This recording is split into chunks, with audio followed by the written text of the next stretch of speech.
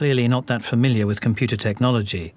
He handed the police a golden opportunity. Welcome to Watch Mojo, and today we're looking at 30 of the most egregious mistakes that finally put an end to famous serial killers. Once again, it was a traffic violation that brought him down. Sending a map, Maury Travis. Expedia provides detectives with a list of all the computers that had recently logged on to the website and searched for maps with the coordinates in question. In the early 2000s, St. Louis police were desperate for leads on a series of murders until Maury Travis made a fatal digital error. Seeking to taunt authorities, he sent an anonymous letter to the Post-Dispatch containing a map to a victim's location. However, Travis didn't realize that the map was unique, as he had downloaded it directly from Expedia.com. The FBI contacted the company and they traced the IP address of the user who had accessed that specific map. This digital breadcrumb led police right to the doorstep of Maury Travis, where they uncovered a house of horrors. Travis thought he was being clever by taunting the police, but a simple computer printout provided the exact electronic trail needed to end his spree. Hours later, UUNet comes back with the name Maury Travis and an address just outside St. Louis. Dumping a body, Wayne Williams. I just heard a splash. Got anybody on a bridge up there? I just heard a loud splash. Atlanta was paralyzed by fear between 1979 and 1981, as nearly 30 children and young adults were murdered. They became known as the Atlanta Child Murders, and they were nationwide news. Investigators theorized that the killer was dumping bodies into rivers, so they staked out local bridges. On May 22, 1981, an officer heard a loud splash beneath the James Jackson Parkway Bridge. Wayne Bertram Williams. Do you know why we pulled you over, Mr. Williams? I guess it must be about all those boys.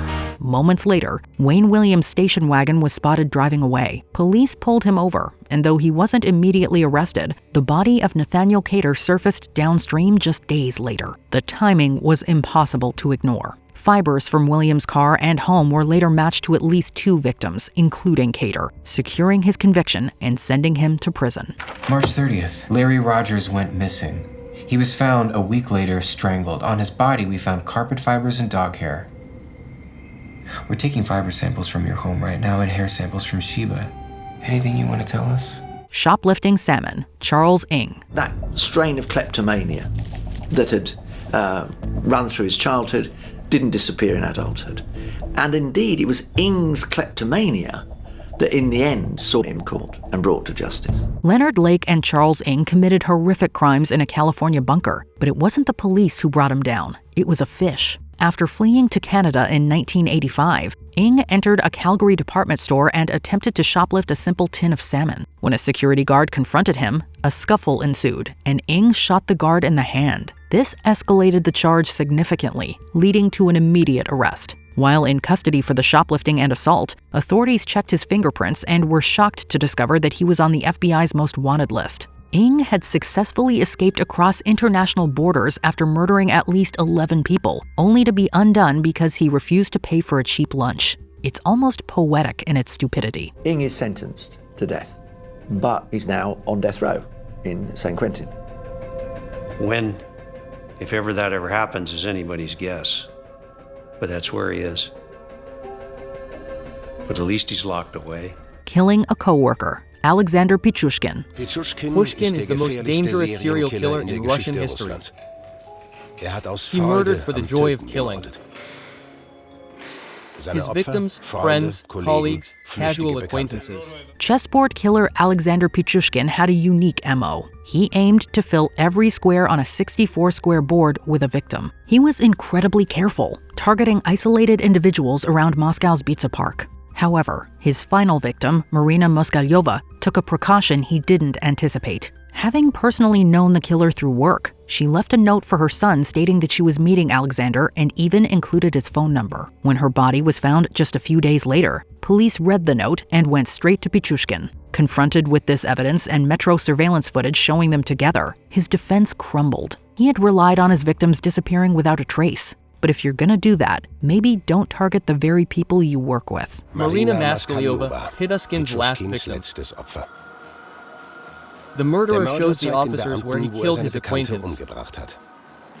Pichushkin knew that Moskalyova had informed her son about the meeting with him and that he would therefore be targeted by the investigators. but the inner urge was too strong.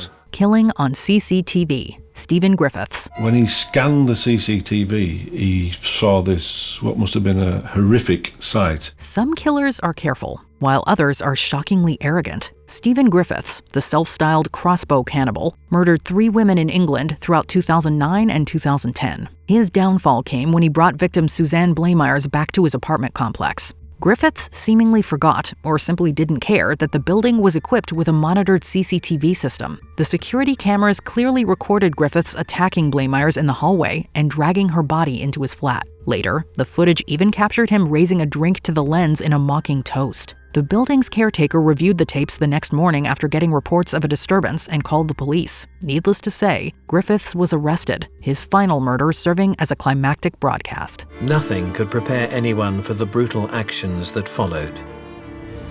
There's a struggle between them. He drags her along the floor and shoots the crossbow bolt through her head and then drags her back into that flat. Reporting on his own crimes, Vlado Tedeschi. Journalists often fight for exclusive scoops, but Vlado Tedeschi took it entirely too far. Tedeschi was a Macedonian crime reporter who wrote incredibly detailed articles about the murders of elderly women in Kičevo. His stories were so vivid that police became suspicious. For example, he included specific details that had never been released to the public, such as the exact type of telephone wire used to bind the victims. When police questioned how he knew these unreleased facts, he didn't really have an answer. Even worse, investigators also noticed that all of the victims were cleaning ladies, the exact same profession as Tedeschi's own mother, with whom he had a notoriously strained relationship. DNA tests eventually matched him to the victims and he was taken in, undone by his own reporting. Betraying an accomplice, H.H. Holmes. Benjamin and his family was told that a body would be substituted for Benjamin's body and it would look like Benjamin died. Holmes arranged to meet Peitzel in the Philadelphia Patent Office on September the 2nd, 1894. What ended up happening is Holmes actually murdered Benjamin Peitzel. He did not substitute a body. This American killer is infamous for his Chicago murder castle, a story which is either wildly exaggerated or outright false. But he was a killer, and it was a financial scam that actually ruined him. After fleeing Chicago, Holmes hatched a plan to fake his associate Benjamin Peitzel's death for an insurance payout. Instead, Holmes actually murdered Peitzel. The mistake came when Holmes tried to cheat another career criminal, Marion Hedgepeth, who had helped arrange the plan. Holmes promised Hedgepeth $500 for a legal referral but never paid him. Angry at being stiffed, Hedgepeth wrote a letter to the police from prison, exposing the whole scam and Holmes's involvement in Peitzel's death. This tip-off led Pinkerton agents straight to Holmes, and his web of murder was quickly unraveled. This is Holmes' confession. Only one difficulty presented itself. It was necessary for me to kill him, speaking of Benjamin Peitzel, in such a manner that no struggle or movement of his body should occur. Putting the hazards on, Robert Ben Rhodes. On the 1st of April 1990, Arizona State Trooper Michael Miller pulled to the side of Interstate 10 in Casa Grande to inspect a parked truck. When he peered through the windows of the cab, he couldn't believe what he saw. Truck stop killer Robert Ben Rhodes used his 18-wheeler as a mobile killing chamber to murder people across the country. He was a terrifyingly efficient predator, suspected of killing more than 50 people. Yet he was caught because of a minor traffic decision. In 1990, an Arizona state trooper noticed a semi-truck parked on the highway shoulder with its hazard lights flashing. Thinking that the driver was in distress, the trooper pulled over to help. But when he opened the cab, he found a handcuffed woman screaming for help. Rhodes had essentially invited the police to his active crime scene by leaving his flashers on, mistakenly thinking it would act as a do not disturb sign. You just can't script that kind of irony. Michael didn't know it yet, but he'd apprehended a cold-blooded serial killer, Robert Ben Rhodes. Leaving probation papers, Gary Ray Bowles. It's not hard to kill somebody. You can kill somebody pretty easy if you have the mindset for it. The I-95 killer targeted men along the interstate highway in 1994, murdering at least 6. After killing his first victim in Daytona Beach, Gary Ray Bowles made a clumsy error that immediately destroyed his anonymity. In his haste to leave the scene, Bowles left behind his own probation documents. The papers were found at the site of the murder, with his name and information clearly printed on them. So, almost immediately, police knew exactly who they were looking for. While Bowles managed to evade capture for a few more months and kill several more people, his identity was known from the very start, and it eventually caught up with him. He was finally caught in November 1994 and executed nearly 25 years later on August 22, 2019. His last meal, he requested 3 cheeseburgers, french fries, and bacon. He did not have any family visits, and he was not visited by a spiritual advisor. Releasing a victim, Bobby Joe Long. It is one of the most extraordinary facts of his case that he chose to let a victim go. And as he did so, he knew he was actually signing his own death warrant. Perhaps the most catastrophic mistake a serial killer can make is letting a witness go. In November 1984, Bobby Joe Long abducted 17-year-old Lisa McVeigh in Florida. He held her captive for 26 hours, but McVeigh thought quickly. She feigned empathy for Long and convinced him that she wouldn't tell anyone if he let her go. Amazingly, he actually believed this and dropped her off at a local intersection. Naturally, McVeigh had no intention of keeping this a secret. In fact, she actively worked to build a case against Long, leaving fingerprints in his bathroom and memorizing nearby landmarks. After being released, she took the police straight to Long, solving the murders of at least 10 women. He was taken down by the one victim he thought he could trust. Lisa's testimony was effectively the break in the case. At that point, no one knew or even suspected that Bobby Joe Long had indeed killed a number of women in the Tampa area. Subletting his apartment, John Christie. Okay, just dump it here. Really smells bad in here. Soon get it cleaned up. This British serial killer has to be one of the dumbest murderers ever. Christie killed at least 8 people inside his Notting Hill flat, then hid their bodies in various spots around the house. And then this guy, knowing full well that there were human corpses inside the walls, illegally subletted his flat to an unsuspecting couple. The landlord found the couple living there instead of Christie and kicked them out, then allowed another tenant to use Christie's vacant kitchen while he found another permanent renter. This tenant, Beresford Brown, was installing a radio when he found a hidden alcove in the kitchen. Inside the alcove were 3 corpses, and the rest is history. You're Christie. John Reginald Christie. I should have to take you into custody. Come along. Involving the brother-in-law, Ian Brady and Myra Hindley. Described by the trial judge as, quote, 2 sadistic killers of the utmost depravity, Ian Brady and Myra Hindley murdered 5 people in the early 1960s. These are known as the Moors murders, as the couple would dump their bodies on Saddleworth Moor. And then they decided to involve Hindley's brother-in-law, David Smith. Brady had become close to Smith and saw him as a potential accomplice, so he invited Smith to witness the murder of Edward Evans. Horrified but pretending to go along, Smith helped move Evans' body to a spare bedroom and promised to return in the morning so they could take it to the moor. Instead, he contacted the police, who quickly found Evans' body, keeping a burial plot map. Robert Hansen. Bob, we found this at your house. Can you tell me what it is? I haven't seen this. What is this? It's a flight chart. I'm sure you've seen hundreds of them. Right, and what are all these little markings on it, these X's? Those are places where I hunt. But Bob, why is this one and this one where these 2 girls' bodies were found and these 2? This butcher was known for abducting victims and then releasing them into the Alaskan bush, where he would hunt them for sport. It's believed that he killed up to 37 people in this manner. In June of 1983, potential victim Cindy Paulson escaped from Hansen and contacted the police. While they didn't believe her story at first, owing to Hansen's upstanding reputation and meek personality, they eventually obtained a search warrant. Inside his house was a trove of evidence, including jewelry and, most importantly, a map with 37 little X marks. These marks corresponded perfectly with where bodies had previously been found. Confronted with the evidence, Hansen quickly folded and spent the rest of his life in prison. You're saying, no way, those are just places where I hunted. Oh, I believe they were, Bob. Places where you've hunted. Yep. Fleeing an accident, Eileen Warnos. I'm gonna call an ambulance. No, see, that's okay. See, we don't have any insurance. We'd just rather, deal with this ourselves. The rare female serial killer, Eileen Warnos murdered a total of 7 men. But her spree did not last long owing to some very sloppy mistakes. The worst of all occurred on July 4th, 1990, when Warnos and her girlfriend, Tyra Moore, got into an accident while driving her victim's car. They quickly fled the scene, prompting an eyewitness to describe their physical details to the police. They also combed the car for fingerprints. As Warnos had a criminal record in Florida, her prints were already in the system, and police quickly got a match. With it, Warnos was placed inside the vehicle belonging to a missing man. It proved to be her downfall, and she was arrested 6 months later. Go, Sylvie, now. No, I want to drive. Sylvie, that girl belongs to a dead man, all right? Robbing a supermarket. Danny Rolling. The wheels of justice may turn slow, but they do turn.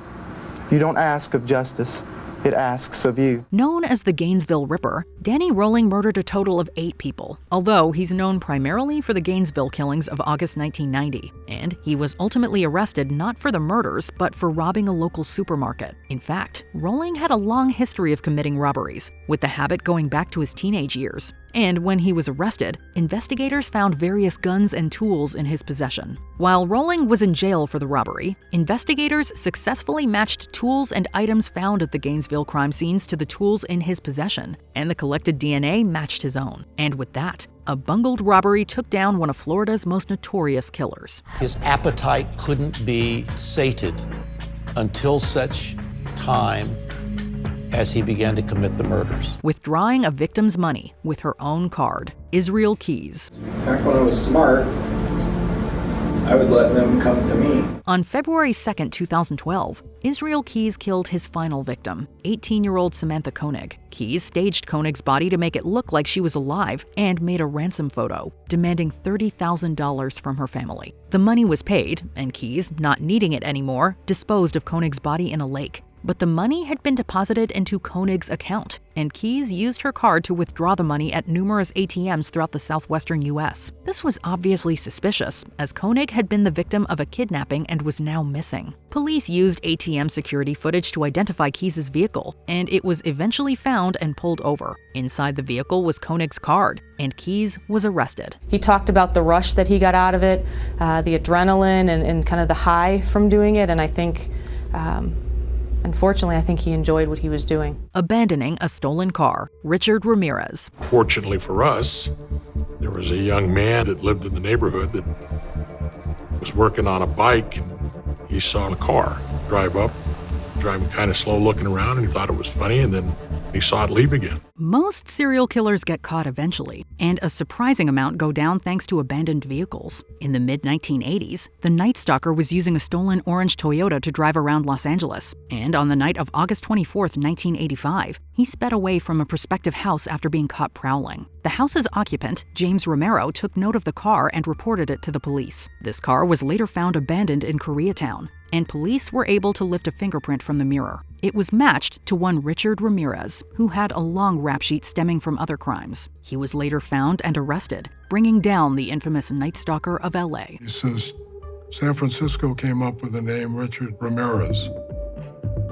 If we had a name, we could match that to that single print off the rearview mirror of that car used down in Orange County. Offering someone a job, John Wayne Gacy. Who are they? Cops. Cops, why?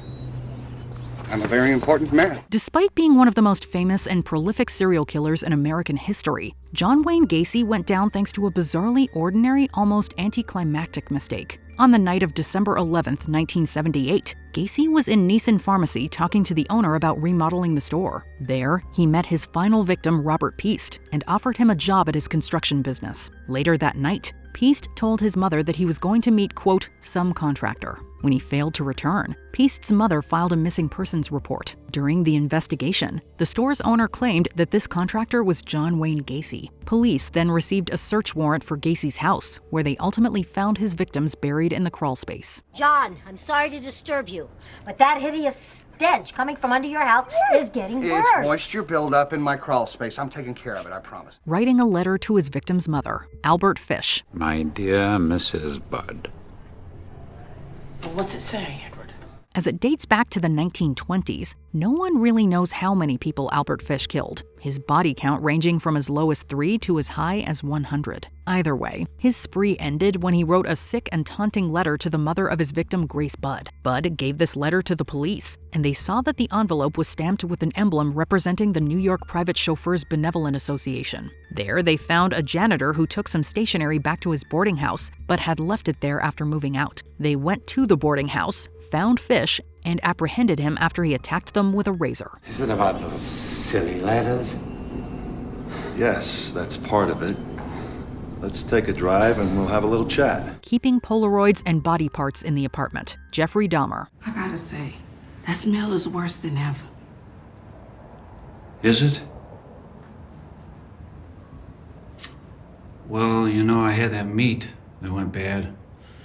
That little freezer I got. There's probably nothing a serial killer fears more than letting a prospective victim escape their grasp. After 17 kills, that's exactly what brought down Jeffrey Dahmer. On July 22, 1991, Dahmer took Tracy Edwards back to his apartment, intending to kill him. However, Edwards overpowered Dahmer and escaped before flagging down 2 police officers. They escorted Edwards back to the apartment and looked around, entering Dahmer's bedroom. There, one of the officers opened a drawer and found numerous Polaroids depicting Dahmer's victims. They quickly cuffed Dahmer and soon discovered some grisly remains in the fridge. Dahmer was quick to give up and later waived his right to a lawyer, readily and openly admitting his heinous crimes. What I did, I should be dead. Parking ticket, David Berkowitz. One of the scariest modus operandi of serial killers is when they select victims randomly, as did David Berkowitz, aka the Son of Sam. Beginning his deadly spree in 1975, Berkowitz took the lives of 6 people and injured 11. Spreading panic across the city that never sleeps. In 1977, Cecilia Davis was walking near one of Berkowitz's crime scenes when she spotted a man next to a car. Something told her to run, so she did, hearing shots as she sprinted away. Davis eventually told the police about the incident and that the vehicle the man was using had a parking ticket. After checking the details, the cops found Berkowitz, discovered weapons in his car, and arrested him. And sure enough, there were 4 summonses given out. One of them to a David Berkowitz. In 1978, he was sentenced to 25 years to life for each murder. Missing license plate, Joel Rifkin. In 1994, Joel Rifkin was found guilty of 9 counts of murder and sentenced to 203 years in jail. Yet it's believed he may have slain up to 17 victims during his 4-year reign of terror in New York. If it wasn't for one error in 1993, Rifkin may never have been caught. When the police attempted to pull him over for a missing rear license plate, Rifkin panicked and sped off with the cops in hot pursuit. He just kept driving, and that's when I initiated the pursuit. However, after over 20 minutes of reckless driving, the serial killer crashed his truck into a pole, allowing the officers to arrest him. Yet, as they approached the truck, there was a strong odor. That's when I noticed stench. When the cops looked under a sheet, they discovered one of Rifkin's victims. False license plate, Peter Sutcliffe. Between 1975 and 1980, the north of England was in a state of fear. A criminal known as the Yorkshire Ripper had taken the lives of 13 people, a figure that was suspected to be much higher later, and badly injured several others. Yet the police had no leads.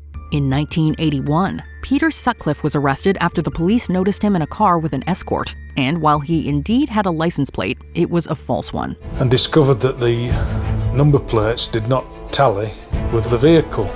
That rang alarm bells. The cops quickly realized Sutcliffe matched the Yorkshire Ripper's description. One officer discovered weapons dumped where Sutcliffe was arrested, and a knife hidden in the toilet at the police station. After intense interviewing, Sutcliffe confessed. Sutcliffe knew he was caught, and it was then he said, "I know what you're leading up to. It's me, I'm the Ripper." He was sentenced to a minimum of 30 years, which was later changed to a whole life tariff. Sutcliffe passed away in jail in 2020. The serial killer, Peter Sutcliffe, known as the Yorkshire Ripper, has died in hospital at the age of 74. Scratch marks, Earl Nilsen.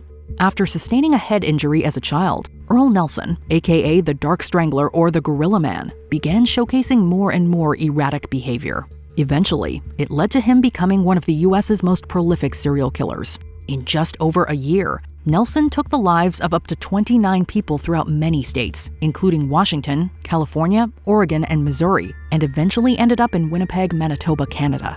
After more slayings, a search was underway for someone matching Nelson's description. With all this going on, he visited a barber. However, the worker noticed blood and scratch marks on Nilsen, and they told the cops. Eventually, Nilsen was discovered and arrested. In 1928, Nilsen was executed for his crimes. Public indecency, Arthur Shawcross. In 1987, Arthur Shawcross, later known as the Genesee River Killer, was released from jail for taking the lives of 2 children. By the following year, he began terrorizing citizens in Rochester, New York. Shawcross took the lives of around 12 people until 1990. At that time, the police had discovered one of his victims, and a helicopter was checking out the area in the belief the killer would return to the scene. They spotted Shawcross on a nearby bridge, seemingly relieving himself in one form or another. As the helicopter flew by, he closed the passenger door. After running his vehicle license plate and discovering his morbid history, the cops arrested Shawcross, who admitted his guilt. He was sentenced to 250 years in jail before passing away in 2008. I know, something inside me is weird. Forged will, Harold Shipman. After the Shipman inquiry concluded in 2005, it was discovered that Harold Shipman might be one of the most prolific killers in history, with upwards of 250 victims. Later known as Dr. Death, Shipman was a general practitioner around Manchester, England. He befriended older patients, getting them to leave money to him in their wills, then giving them fatal amounts of morphine. But when solicitor Angela Woodruff was told that her mother's will had left everything to Shipman, she got suspicious. She was absolutely astonished because if you look at the actual will, it's so amateur. An investigation led to the police realizing the doctor's typewriter was used to write the will, as well as his fingerprint being on the letter. And that in an interview he suggested that Mrs. Grundy used to borrow the typewriter. In 2000, Shipman received life imprisonment before taking his own life in 2004. It would have been Harold Shipman's 58th birthday tomorrow. The former GP thought responsible for more than 200 murders. Plumbing issues. Dennis Nilsen. Between 1978 and 1983, Dennis Nilsen lured up to 15 victims to his residences in London, England, taking their lives and then living with the remains for a while. But by 1983, a plumber was examining a drain pipe that various residents had complained about.